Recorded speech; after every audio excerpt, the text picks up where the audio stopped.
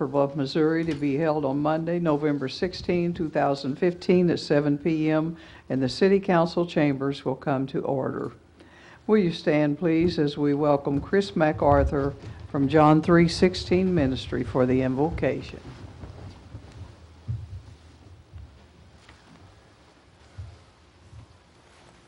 Dear Lord, I would just like to thank you for the men and women in this room, Lord, and thank you for the work that they do in our community. I'd like to ask that you please give them wisdom, guidance, integrity, and transparency, Lord. Father, I'd like to ask that you please bless these men and women, their families, and the city of Poplar Bluff. It's in Jesus' name that I pray. Amen. Amen. Thank you, Mr. MacArthur. We appreciate you being here.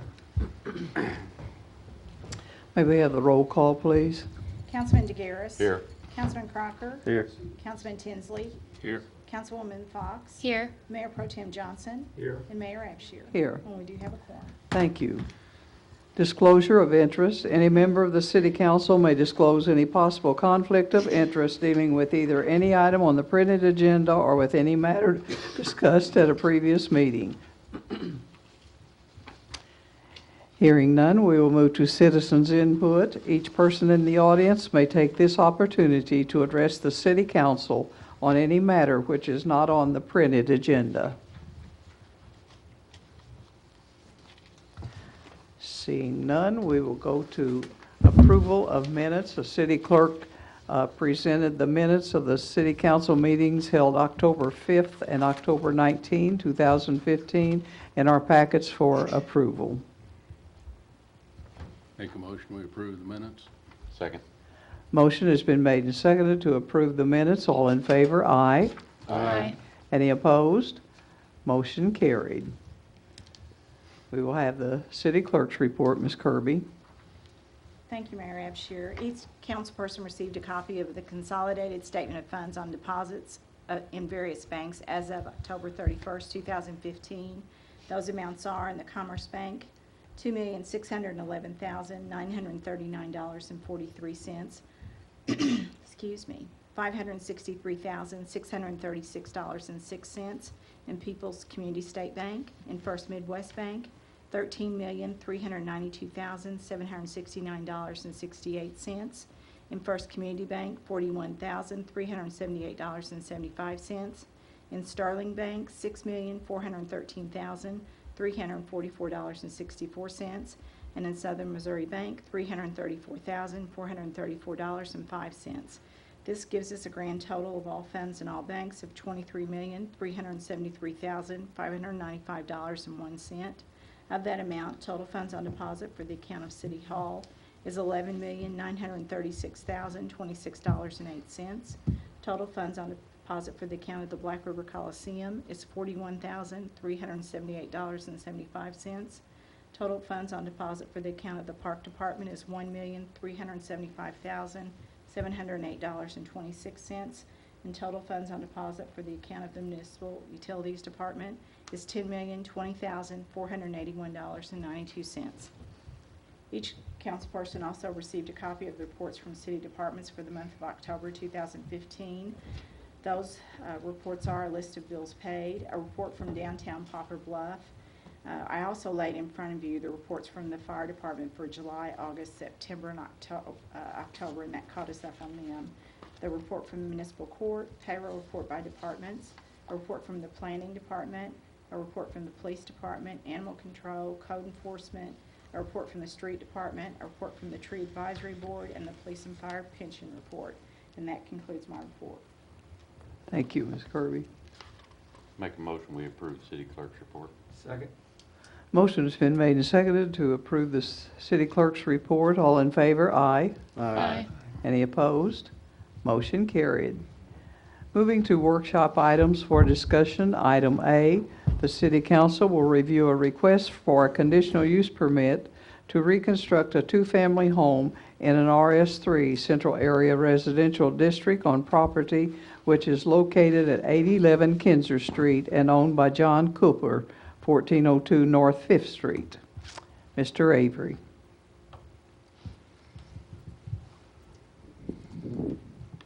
Thank you, Madam Mayor, members of the council. As you stated, the applicant is John Cooper, and I see by looking in the audience that Mr. Cooper is not here tonight.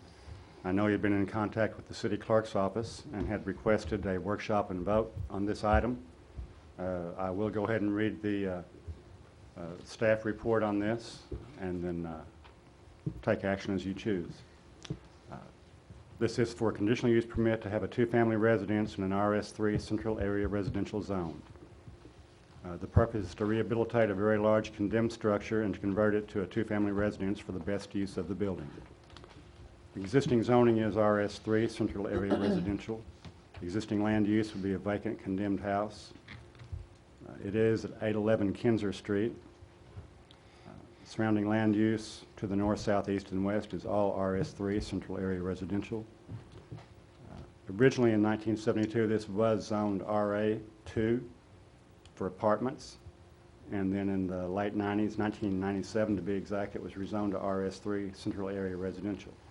That did lead to quite a number of structures within the area being used as apartments and multiple living units. And there is a regulation that does affect this. If more than 40% of the structures within a block of two non-intersecting streets, in this case that would be 8th Street and Selma Street, are used for multiple dwellings, they can apply for conditional use to have a duplex in this structure. And that was the basis by which we started our actions in planning and zoning. Comprehensive plan calls for medium density residential. Utilities are available to the site, accessed from Kinzer Street. The applicant is requesting a conditional use permit to allow for a two-family residence in a single-family zone neighborhood. And I won't read the next sentence because I just read it. It talks about the fact that you've got 40% of the frontage on one side of the street as two-family homes and multiple dwellings. That makes it allowable under a conditional use. And according to the information gathered by the planning department, this property meets the requirements to apply for a conditional use permit. Before a recommendation of a conditional use permit, the Planning and Zoning Commission may impose such conditions in the Commission's judgment to ensure that the conditional use will not be injurious to the use and enjoyment of other property in the immediate vicinity for the purposes already permitted, nor substantially diminish them and impair property values within the neighborhood. Once the conditional use permit is approved and the conditions are violated, a conditional use permit can be revoked through City Council. The staff does recommend approval of this conditional use permit for a two-family home in a single-family district with the following stipulation: that this permit is granted to the owner for this specific structure. If the property were to sell, the new owner would have to reapply for the conditional use permit. And it did go through planning and zoning without any obstructions, no objections from any of the adjoining property owners. Any questions I could answer? What's the reason for voting on it tonight? Mr. Cooper made that request. Is there a reason? He was advised at the planning and zoning meeting that he could make that request, and at that point he did make that request of the city clerk. It's in your packet. It says due to the change in weather. Yeah. I didn't see that, but I sense I've had some people call and complain that we're doing this, voting on it tonight, workshop and voting on it. So. Oh, I don't ever recommend that you take a conditional use in one meeting, and especially since the applicant is not here tonight. Yeah, I was just wondering if there was a reason. She said it was because of the weather, but That's all he put in his letter. okay, but it's I've had some people that called and said, well, they live there in a single family. They live 2 or 3 blocks on over. So Right. They wouldn't have been notified other than reading in the paper of the meetings. That's the only notice they would have had. I just wonder if there was an urgency to do this because I'm trying to avoid that. Correct. We try to refrain from it in Planning and Zoning Commission as well.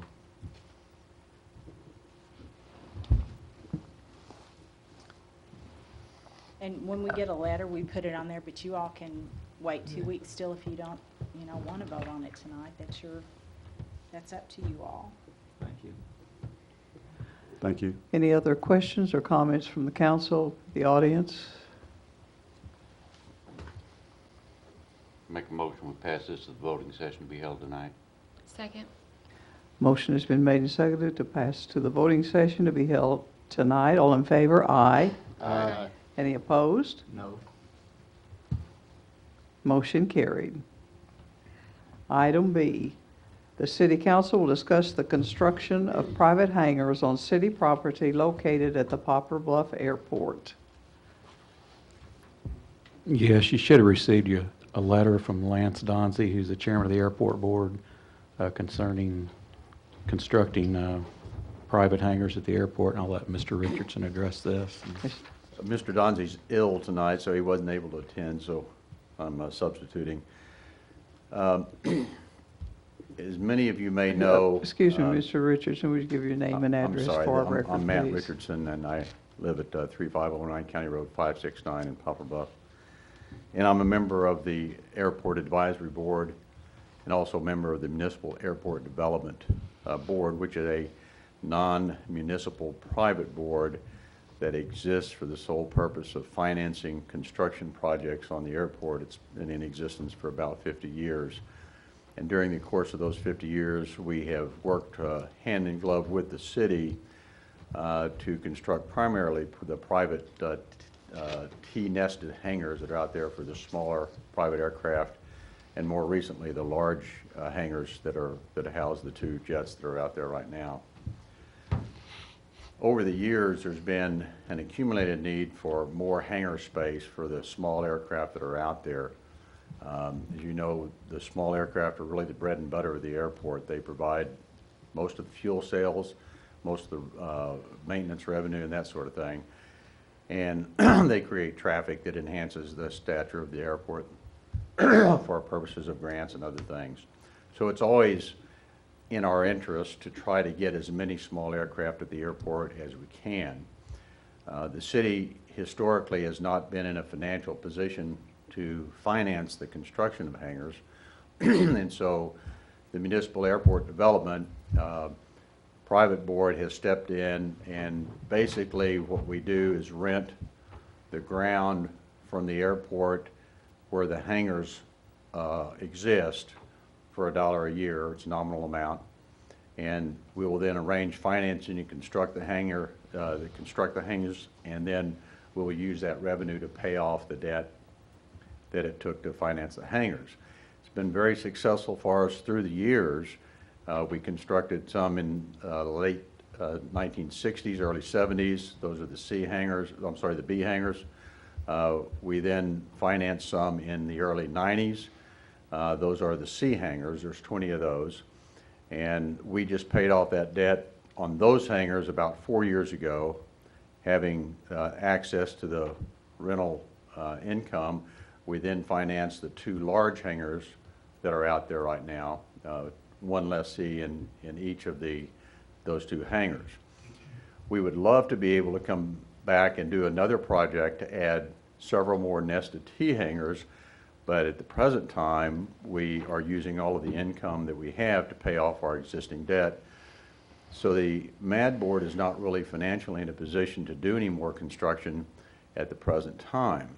In the meantime, Mike Smith, who is not only the airport manager but our rental agent for the MAD board, has all of the current hangars are filled and has a waiting list, and has had for some time, for people that would love to come to Poplar Bluff and house their aircraft. Some of them actually right now are leaving them unprotected on the outside of the apron, which is not a good situation for an aircraft owner, obviously. So we've had numerous discussions over the past few months about whether there are ways that we could come together with some financing on the MAD, and it's not really been productive because, like I said, we're committed to using all the current revenue to pay that down, and that's a 20-year note, and we're only in our 4th year of it at this point. So it doesn't appear that in the near future the MAD will be able to construct any more hangars. Some of the aircraft owners, being very frustrated, obviously would like to find a place to house their aircraft. Recently we were approached, or Mike was approached, by some private businessmen that said, hey, we'll come out and we'll build hangars for you. or not for you, we'll build hangars and we'll own them and we'll rent them out ourselves, which really is the objective that we're trying to achieve. The only thing is, historically, the Airport Advisory Board has been very reluctant to allow private ownership of buildings on airport property, mainly because we wanted to make sure the city maintained control of their own property and didn't give up ownership or control rights to that. Most recently, of course, we deviated from that general rule when we entered into a contract with Aerovac and Eagle Med. We allowed them to come in and build their hangar there and build their facility there to run their Aerovac operations, which I think has been a very successful venture. I think their presence out there has enhanced the airport considerably, hasn't presented any real problems or concerns that we have. So when the topic came up in our most recent meeting about potentially allowing other private owners to come in and build hangars, we thought maybe it's time to take a second look at that, because that's likely the only way that we're going to have to increase the number of hangars that are out at the airport. Because it would involve, if not an outright sale of the property, but likely a nominal rent of the airport property itself, the developers then would construct and own the buildings themselves, presumably for a number of years, and that's indefinite as how many years, and then presumably a reversion back to the city at the conclusion of that lease period. That's a similar arrangement that we have right now with Eagle Med and the Aerovac. But before we really responded to that or started into any kind of negotiation, I thought it would be prudent to just run this concept by the council and see if the council has any strenuous objections, comments, or input into a decision to go the direction of additional private ownership on the airport grounds. So Lance drafted up a letter, an introductory letter on the issue, sent it to everybody tonight, and we just wanted to bring this to the council's attention and see if there is any feelings one way or the other about whether this is a direction that we should be going as an advisory board. Any questions or comments How long from the has council? the Aerovac got their thing for? They have 4 consecutive 5-year leases, essentially 20 years, 20 years. because they have the right to renew. That fit in with this? Yeah, this would not affect that operation at all. If we were to do something like that, it would be at a location that's physically away from Aerovac or anything like that. You may know that we have 3 parallel lines of hangars started from the west to the east at this point.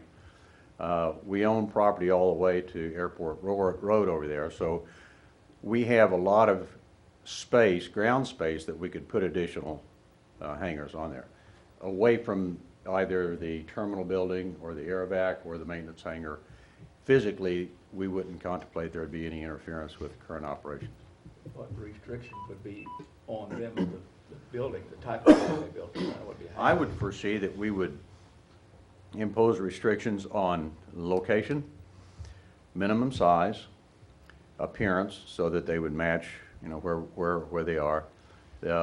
We would presumably require that they fund all the necessary construction costs, including site development, because there are some costs involved in building up. You have to build up the land out there because it's all swampland. And the apron, the concrete apron would have to be involved in it as well. So from our standpoint, we're not interested in the city funding anything, but we would be interested in the city, obviously, leasing the ground location, leasing the footprint of those hangars to the private developers. So building would be what the airports and the airport board would want. Right? Yeah, we would retain control over both the construction parameters and obviously the cosmetics of it. We don't want somebody putting out bright red, orange hangers out there or anything like that. What about traffic? I heard, at one meeting there's issue on traffic in the way, and would that be a effect, or would we have to do something for? There's talking about another road or something, entrance. I don't think it would affect the traffic. I mean, that's something that we would certainly address. But the traffic that goes out to these nested T hangars, the private hangars, is very intermittent. I mean, you know, these people don't go out and fly every day, obviously. They're mostly recreational flyers, some business flyers. But either way, they don't create a big traffic pattern out at the at the airport. What Dave was referring to is an issue that Eagle Med had at some point. And they expressed concern that when they pull their large aircraft out of the hangar in preparation for a run, people wanting to get in the airport sometime would drive too close to that aircraft, and it kind of disturbed them. I think we've addressed that within the advisory board, and I think this problem is resolved. But the bottom line is, we would contemplate at this point that all the owners of these hangars would still enter the airport at the same place. And there are issues of access to the airport that we're addressing in other contexts, and eventually, I think they're long range. We would want another entrance to the airport, especially for the private hangars, for the private owners. But I don't think that's something that we would have to address in conjunction with this. How many hangars are we talking about again? We have not had any specifics. I would say that we would require a minimum. Nested T hangars you have to build as a single unit because by definition they nest within each other because they're T hangars. And so you have every other one faces the opposite direction. And in order to get a critical mass of those, you have to have, in our view, probably at least 10 hangars. Anything beyond that, you could just keep adding them to it.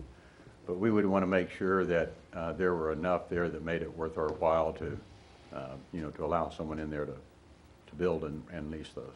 What is the typical lease on one of these for the terms of life on the hangar that would come back to the city?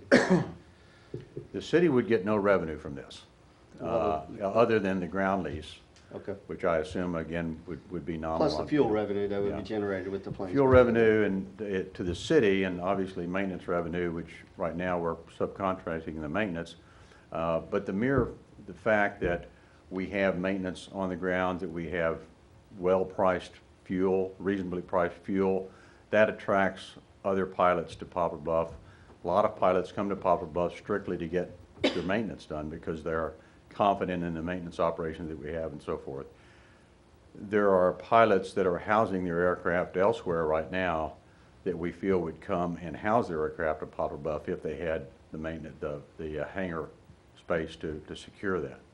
And that's what we're hopeful of doing, is actually increasing not only the number of takeoff and landing, but the actual aircraft that are housed at the airport. That's our primary objective at this point. So. Questions or comments from the audience? On these, on the privately leased ones, would that leasing agreement be as far as how much they would charge for the lease? Would it be similar to what the city charges? Well, there would be an issue about whether we would control how much they could lease their hangars for. I think that their hangar rental rates would be driven partly by the competition that the city, that actually the MAD has. We charge presently $150, and for the B hangars, $175 for the C hangars. Whether or not they would try to gouge somebody, I can't say that for sure. I think we might be a little bit hard-pressed to put too many restraints on that, because obviously if they're going to go out and build a $500,000 or a $750,000 hangar unit, they're going to have to make their investment back. But I think that the price will be controlled primarily by competition with the MAD, which right now is fixed at the numbers I gave you, and also by the fact that if they charge too much, people just won't bring their aircraft there. These units, I think we're way underpriced, by the way, at the MAD, but we do that to keep the hangars full, and we have certainly adequate income to retire the debt with what we have.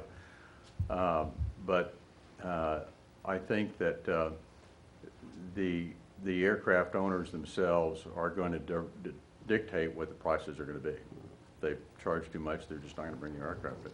So, I think it's a bonus for the city. You know, we're gonna keep the aircraft, more aircrafts at the airport. We're gonna have to sell more fuel. It's gonna increase the amount of income to the airport. And if MAD right now could afford to do it, they'd do it, and we'd have them anyway. Right. This way, you know, we're not out any money at all, and we're allowing protection for these people's aircrafts. yeah, we've tried to be innovative in ways that we can enhance the airport without any cost to the city or as little as possible to the city. Mike's worked real hard on getting grant funding for the different projects. You know, we had an overlay there 2 years ago. We're getting funding for runway lights. We had the slurry seal that was put on the runway itself. We'd love to come up with about $500,000, or sorry, $5 million for a runway extension, and we are working on that to the extent we can. There are a number of things that we can do, you know, to enhance the airport, but it's all, for the most part, controlled by city funds, which are limited, as you know. So we're looking for other ways, innovative ways that we could bring improvements to the airport and enhance and improve the airport without any city financial burden on it. I think we're making a profit right now for the city. Fuel sales are running how much, Mike? You're up. You're up. So I think you can be proud of the job that Mike is doing running the airport. He's been doing this now either part-time or full-time for about 10 years or more. And I got to tell you, we get an overwhelming number of positive comments on the work that Mike does, the way it's being managed. So much of the impression that people get of a city, particularly when you have people that are flying very expensive aircraft and landing at the airport, and the first face that they see when they come to Poplar Bluff is the airport manager. And the first image they see when they fly into Poplar Bluff is the airport. So it's one of those things that are probably understated in terms of the value of the city of the airport. People that come in and want to invest hundreds of millions of dollars in investment in plants, in buildings, in projects, in stores and retail, they all fly into the airport. And it's certainly in our best interest as much as possible to make sure that that creates a positive impression of the city, both in terms of physical appearance and in terms of the management of the airport. So I think you can be pleased with the job that Mike's done. We hope that he stays around till a ripe old age, and we certainly will try to do everything we can to keep things running smoothly at the airport. Thank you, Mr. Richardson. As long as it doesn't cost us any money, sounds like a pretty good thing. So I guess basically you just kind of need the council's blessing to proceed with this, and anything you do would come back to us or come back to them for approval.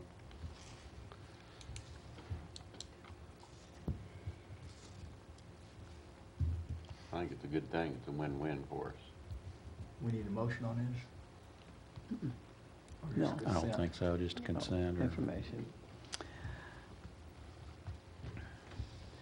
So Mike does a very good job out there, and when I was out there a few weeks ago, I was very proud of what we have there. And as Mr. Richardson said, when people come into the airport, that's the first thing they see about us, and I think it's very good, and we thank you all.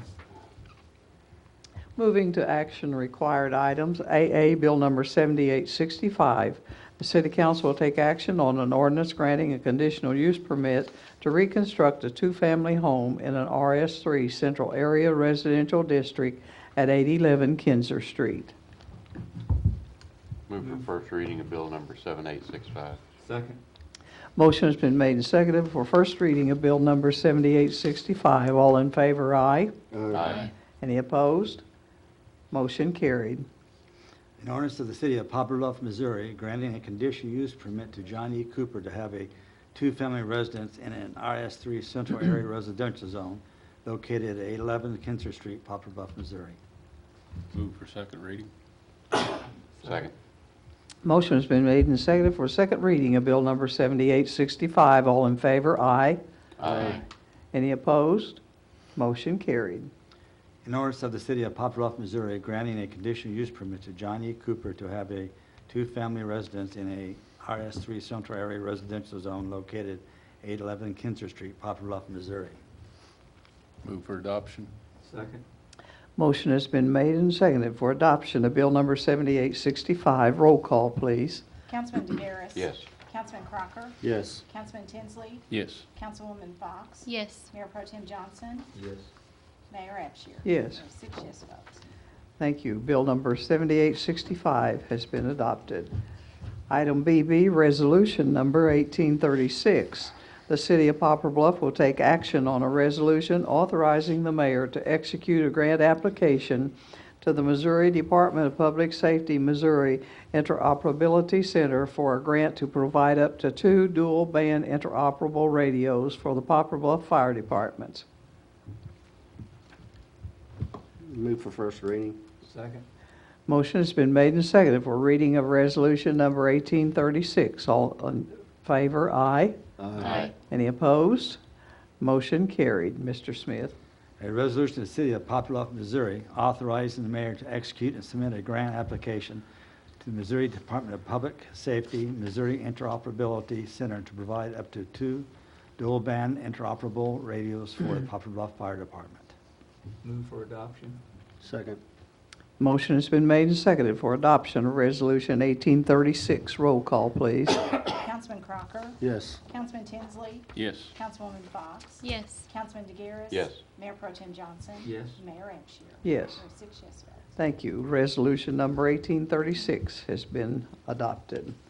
Item CC, the City Council of the City of Poplar Bluff will meet in a closed meeting in which they will discuss such matters which are exempted under the Open Meetings Law, Section 610.021.1.2.3.9.11.12. Got the last point. Point 13 RSMO and Section 610.021.14 RSMO. Make a motion, move into closed session after the city manager's report. Second. Motion has been made and seconded to move into closed session after the city manager's report. All in favor, aye. Aye. Any opposed? Motion carried. Mr. Massingham. I just wanted the council to know I'm getting closer to finishing up budget, and I was really wanting to get it to you before the first meeting in December, and I'll try my best to do that. Also, we advertised again this year for bids for insurance broker, and we actually last year we got 3 bids. This year we got 9. We went through them this morning, and we've selected, I think, 5 brokers, and we're going to interview those people on Wednesday. And we may need a short special meeting, depending on who they select, to approve that bid. But I'll let you know as soon as we do that, and I think that's all I have. Mark, I've had several people call me about leaves this year. Are we going to pick them up, or are we going to have a date? Or I've got a meeting with the street superintendent tomorrow afternoon, and we're going to discuss that. And All right. I'll let you all know as soon as we come up with Get something. something out, because there's people putting them in there, raking them up. I noticed they're Pick up. sitting out on the curbs already, Yeah. so. Right, thank you. Anything else to come before the council? I make a motion to adjourn and go into closed session. Second. Motion has been made to adjourn. All in favor, aye. Aye. Any opposed?